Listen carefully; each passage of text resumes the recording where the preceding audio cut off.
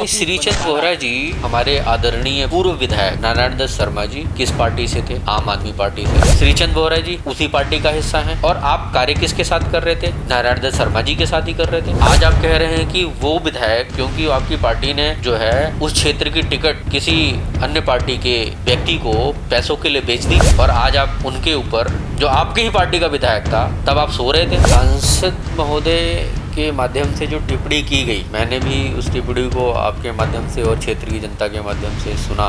मेरा मत है कि सांसद महोदय जिस पद पर विराजमान हैं उस पद की गरिमा को शोभा नहीं देता। आधा जो गोल चक्कर भी पुनः बनकर तैयार हुआ, वो बना हमारी महापौर जी के प्रयासों से। अपने शहर की लेटेस्ट खबरों के लिए चैनल को सब्सक्राइब करें और बेल आइकन को दबाएं।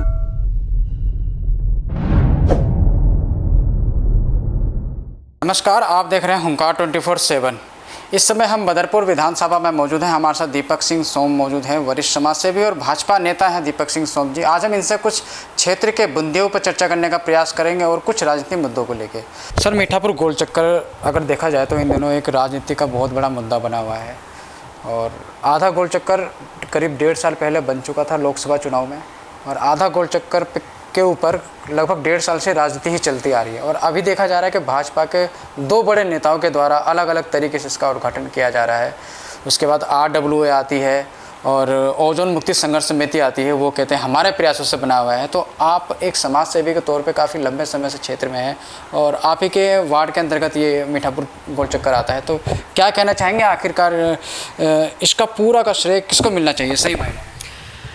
देखिए, सबसे पहले तो मैं बदरपुर विधानसभा की समस्त जनता, ख़ास तौर से नहर पार की जो जनता है, उन सभी को बहुत बहुत बधाई देता हूँ, शुभकामनाएं देता हूँ कि आपके क्षेत्र का विकास। आप सबसे ज़्यादा जो इस समस्या से जूझ रहा था वो नहर पार की जनता थी, क्योंकि वहाँ से उनका निकलना होता था, आना जाना होता था, और इतने बड़े बड़े गड्ढे थे, सब ज़्यादा वो लोग परेशान थे। तो उनकी सबसे बड़ी समस्या का समाधान हुआ। तो मैं सबसे पहले उनको बधाई देता हूँ, शुभकामनाएं देता हूँ, और उनका आभार प्रकट करता हूँ जिनके माध्यम से यह कार्य संपूर्ण हुआ है। साथ ही जैसा कि आपने कहा कि उस पर राजनीति हो रही है, तो ये बात बिल्कुल कदापि सत्य है कि जब ये गोल चक्कर बनना प्रारंभ नहीं भी हुआ था, उस समय हमारे वर्तमान में दिल्ली प्रदेश की जो सरकार है, उस समय अभी दिल्ली प्रदेश की सरकार थी, दिल्ली प्रदेश की जो सरकार है, माननीय केजरीवाल साहब के ही विधायक हमारे विधायक साहब थे। और पर ये सच्चाई है कि राजनीति की भेंट चढ़ावा तो गोल चक्कर बन नहीं रहा था। लेकिन अब आज की जो परिस्थिति है, मैं एक बड़ा छोटा सा और सेवक हूँ अपने बदरपुर की जनता का। मैं उस पर कोई टीका टिप्पणी करूँ, मुझे लगता है ये उचित नहीं है। लेकिन मैं एक प्रार्थना ज़रूर कर सकता हूँ कि चाहे हमारे सांसद साहब हों, चाहे हमारे विधायक साहब हों, चाहे हमारी मेयर साहिबा हों, या किसी भी अन्य पार्टी के गणमान्य व्यक्ति हों, या हमारी बदरपुर क्षेत्र की जनता है, या कोई उनके जनप्रतिनिधि, हम सभी का जो उद्देश्य है वो एक है कि क्षेत्र का विकास हो। जब क्षेत्र का विकास वो किसी के भी माध्यम से हो रहा है तो वो होना चाहिए। हम उस पर राजनीति करें, यह उचित नहीं है। और रही बात कि भाई, जैसा आपने पूछा कि उस पर राजनीति हो रही है, तो राजनीति करनी है, हम सभी लोग एकत्रित होकर एक साथ फीता काट दें। उसमें किसी भी प्रकार की कोई भी व्यक्ति किसी अन्य पे टीका टिप्पणी करे, मुझे लगता है शायद वो ओछी राजनीति है। तो ऐसा नहीं करना चाहिए, क्योंकि हमारे सांसद साहब बहुत बुद्धिजीवी हैं, हमारे विधायक साहब जो है उनके तो हम बच्चे समान हैं।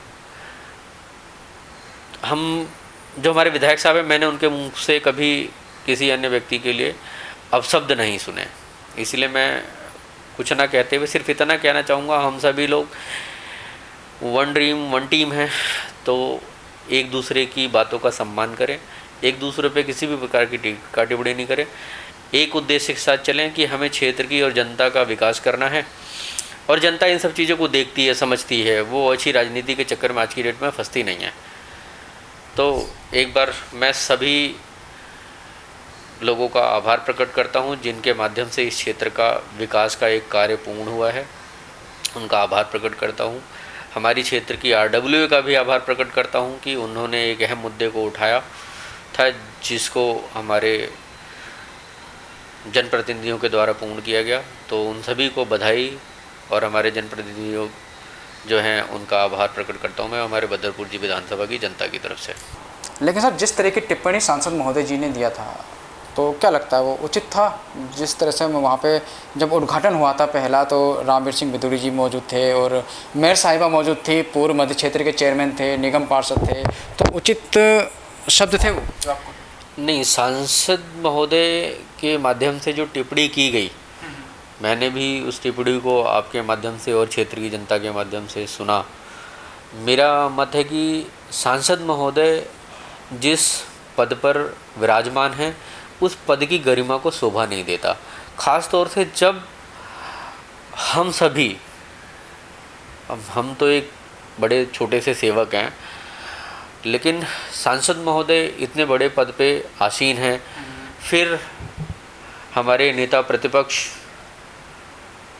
माननीय रामवीर सिंह बिदुड़ी जी हमारे वर्तमान में विधायक साहब हैं और हमारी मेयर साहिबा भी उसी पार्टी की हैं जी, हमारे चेयरमैन साहब भी उसी पार्टी से हैं। तो हम सभी लोग एक तरीके से देखा जाए तो एक ड्रीम और एक टीम का हिस्सा हैं। और ड्रीम क्या है हमारा? जनता का विकास, क्षेत्र का विकास। और जब हम सभी क्षेत्र के विकास की बातें करते हैं तो आपस में किसी भी प्रकार का मुझे नहीं लगता कि कटाक्ष होना चाहिए, क्योंकि विधायक साहब भी उसी गांव से हैं जिस गांव से सांसद महोदय हैं। और सांसद महोदय से तो उम्र में कम से कम मेरे ख्याल से 10, 15, 20 साल बड़े हैं हमारे विधायक महोदय। तो मुझे नहीं लगता कि आपको कोई टीका टिप्पणी करनी चाहिए। हाँ, मानना कि आपने प्रारंभ में आपके द्वारा उठाए गए कदम से उस गोल चक्कर के बनने का कार्य प्रारंभ हुआ, बीच में वो राजनीति की भेंट चढ़ाव आधा बन के रुक गया। दोबारा जो मेरी नॉलेज में है कि आधा जो गोल चक्कर भी पुनः बनकर तैयार हुआ, वो बना हमारी महापौर जी के प्रयासों से। लेकिन ये भी सत्य है कि भाई उसका जो स्टेप है वो माननीय सांसद महोदय के द्वारा ही लिया गया था, उनके प्रयत्नों से ही, MCD के फंड से ही पूरा वो गोल चक्कर बन के तैयार हुआ है। लेकिन प्रयास जो प्रारंभ में किया गया वो सांसद महोदय के द्वारा किया गया। लेकिन सारी बातों का जो निचोड़ है, जैसा आपका प्रश्न था कि सांसद महोदय को जो उन्होंने टिप्पणी की वो शोभा नहीं देती है, क्योंकि सभी लोग, सांसद सबसे ऊपर है जी, उसके बाद विधायक हैं, महापौर जी हैं, चेयरमैन साहब हैं। तो आपको कम से कम ऐसे शब्दों का प्रयोग नहीं करना चाहिए। हमारे यदि किसी भी वैचारिक मतभेद हैं तो हम उसे बैठ करके एक टेबल पर निपटा सकते हैं। हम जनता को क्या मैसेज देना चाहते हैं? सर, नगर निगम में आपकी सरकार है, भारतीय जनता पार्टी की सरकार है, और बदरपुर में मेयर भी आप ही की हैं, और पूर्व मध्य क्षेत्र के चेयरमैन भी आप ही के थे, और निगम पार्षद भी लगभग 4 वार्डों में आपके हैं। तो ऐसे में देखा जा रहा है बदरपुर विधानसभा में RW के जितने भी पदाधिकारी हैं, जितने भी प्रधान हैं, उनके पास 10,000 रुपये का नोटिस भेजा गया है। तो नहीं लगता ये नोटिस गलत तरीके से भेजा गया है? गलत है? नहीं, निसंदेह है ये जो नोटिस भेजा गया है वो गलत है।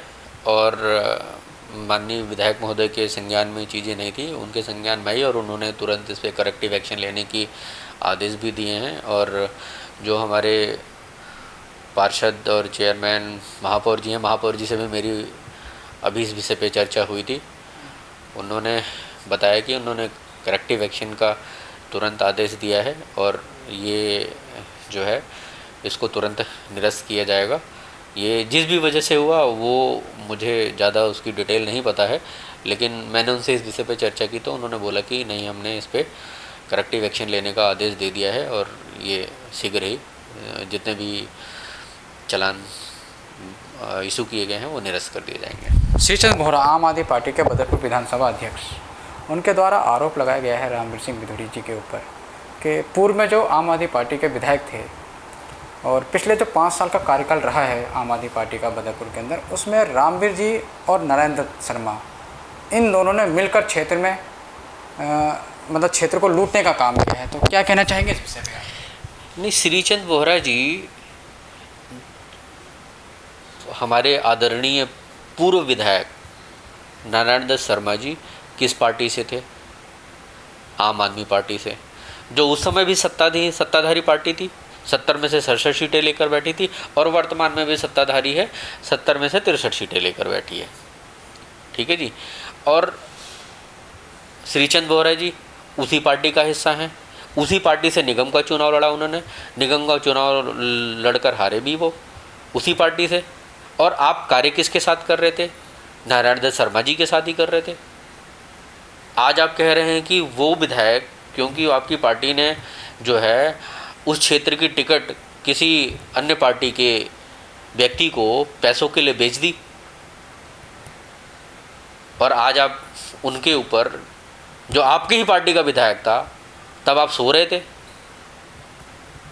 आप कहें कि भाई उन्होंने रामवीर जी के, और ये क्षेत्र की जनता जानती है कि रामवीर जी कभी भी ऐसे कार्य नहीं करते। इस क्षेत्र के अंदर जो विकास कार्य हुए हैं, पूरे बदरपुर विधानसभा की जनता जानती है कि सबसे ज़्यादा इस क्षेत्र का विकास यदि किसी ने किया है तो माननीय रामवीर सिंह बिधूड़ी जी ने किया है। रामवीर सिंह बिधूड़ी जी के कर कमलों द्वारा हुआ है।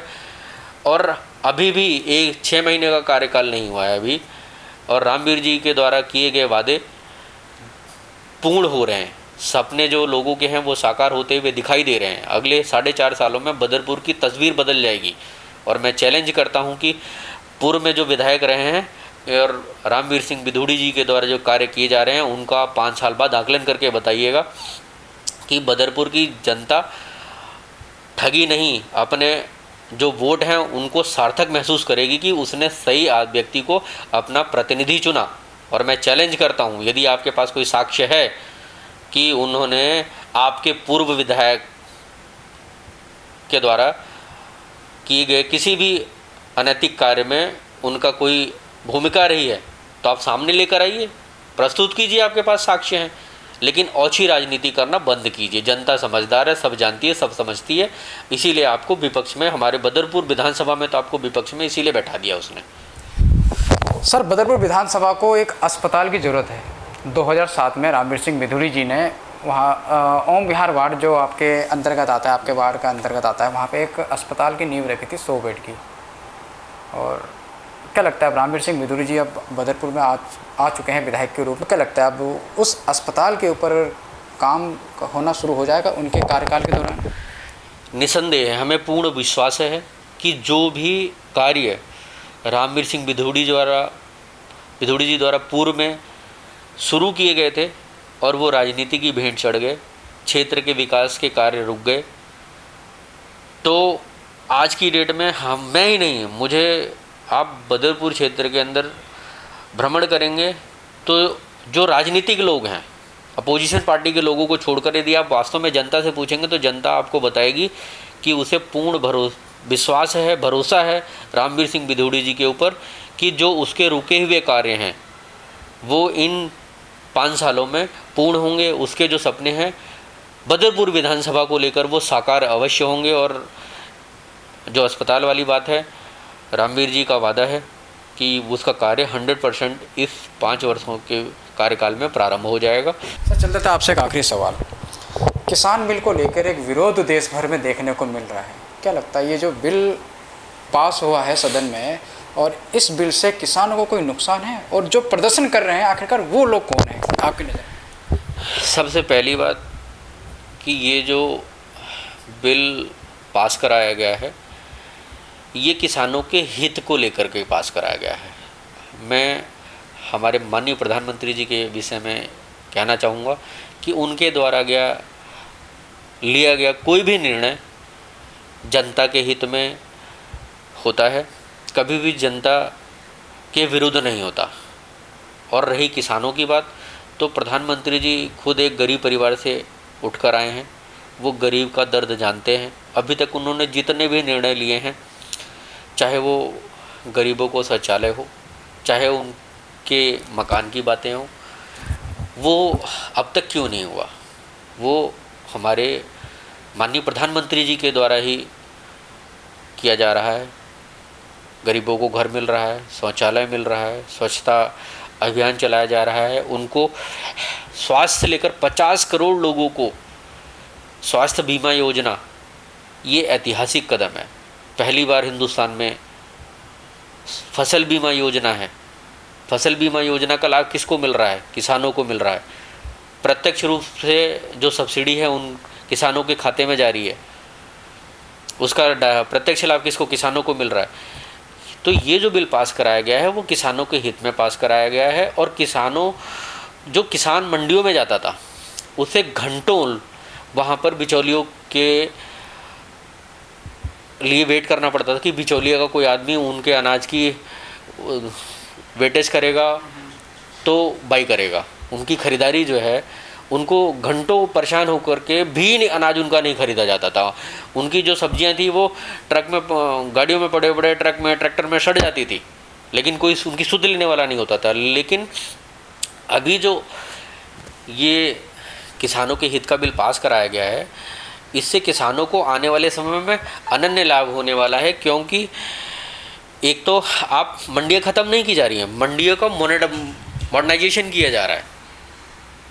मंडियों का मॉडर्नाइजेशन किया जा रहा है, जिससे कि किसान वहाँ पे भी अपने माल को प्रत्यक्ष रूप से जाके बेच सके। साथ साथ जो ओपन मार्केट है,